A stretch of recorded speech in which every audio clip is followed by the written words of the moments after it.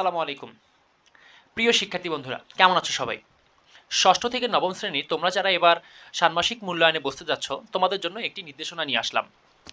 তোমরা জানো আগামী মাসের ৩ তারিখ থেকে তোমাদের ষান্মাসিক মূল্যায়ন পরীক্ষা শুরু হতে যাচ্ছে। এরই ধারাবাহিকতায় জাতীয় শিক্ষাক্রম ও পাঠ্যপুস্তক বোর্ড তাদের ওয়েবসাইটে তোমাদের জন্য একটি সিলেবাস প্রদান করেছে। জাতীয় শিক্ষাক্রম ও পাঠ্যপুস্তক বোর্ডের ওয়েবসাইটে গত ৬ তারিখ তোমাদের জন্য একটি সিলেবাস প্রদান করা হয়েছে। এই সিলেবাসটির লিঙ্ক এবং সিলেবাসটির সম্পর্কে সব কিছু তোমরা আমার ভিডিও ডিসক্রিপশন এবং ভিডিওর প্রথম কমেন্টে পেয়ে যাবে। তোমরা জানো গত মাসে তোমাদের সংশোধনী রুটিন প্রদান করা হয়েছে জাতীয় শিক্ষাক্রম ও পাঠ্যপুস্তক বোর্ডের ওয়েবসাইটে। তো তোমাদের জন্য সেই রুটিনটিও পিডিএফটির লিঙ্ক তোমাদের জন্য দেওয়া থাকবে, তো তোমরা সেটাও দেখে নিতে পারো। তো এখন চলো তোমাদের সিলেবাস নিয়ে কিছু কথা বলা যাক। সিলেবাসের প্রথমে আমরা দেখতে পাই প্রত্যেকটি শ্রেণীর জন্য আলাদা আলাদা স্লট করে দেওয়া আছে, ষষ্ঠ, সপ্তম, অষ্টম এবং নবম।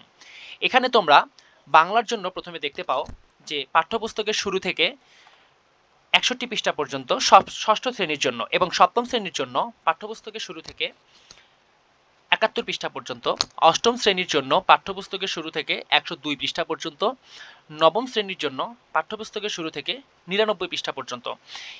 এরই ধারাবাহিকতায় বাংলা, ইংরেজি, গণিত এবং বিজ্ঞানের ক্ষেত্রে একটি বিষয় আমি তোমাদের বলবো। তোমরা জানো যে আমাদের বিজ্ঞানের জন্য দুইটি বই রয়েছে, একটি হচ্ছে অনুশীলনী পাঠ এবং অনুসন্ধানী পাঠ।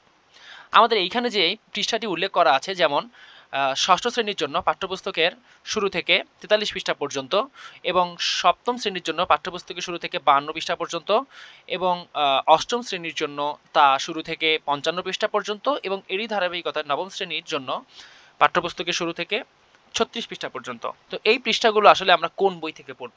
এই পৃষ্ঠাগুলো আমরা অনুশীলনী পাঠ বই থেকে পড়ব, অনুসিদ্ধান্ত নয়। তবে অনুশীলনী পাঠ পড়তে যে তোমাদের অনুসিদ্ধান্তের যে প্রয়োজনীয়তা হবে সেটা তোমরা অবশ্যই দেখে নেবে।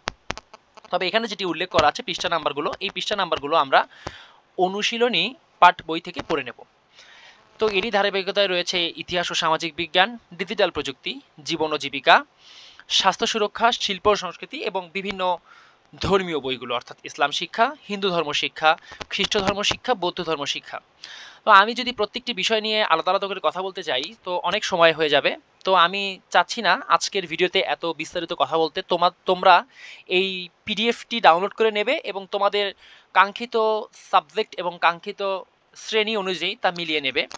এবং তারপরও যদি তোমরা মনে করো যে তোমাদের জন্য সাবজেক্ট ভিত্তিক এবং তোমাদের জন্য শ্রেণী ভিত্তিক আলাদা আলাদা করে ভিডিও প্রয়োজন, তো সেটা আমাকে তোমরা কমেন্টে জানাবে, আমি তোমাদের জন্য আলাদা করে ভিডিও করে রাখবো। তো আজকে এই পর্যন্তই, তোমরা লেখাপড়া চালিয়ে যেতে থাকো। ও আরেকটি বিষয় আমি তোমাদের বলে রাখি, এখানে কিন্তু একটি নির্দেশনা বলা রয়েছে, সেটি হচ্ছে যে আগামী ১২ জুন ২০২৪ পর্যন্ত শ্রেণী কার্যক্রম চলাকালীন এই অভিজ্ঞতাগুলো শেষ করবেন বলে আশা করা যাচ্ছে। এই নির্দেশনাটা মূলত শিক্ষকদের জন্য।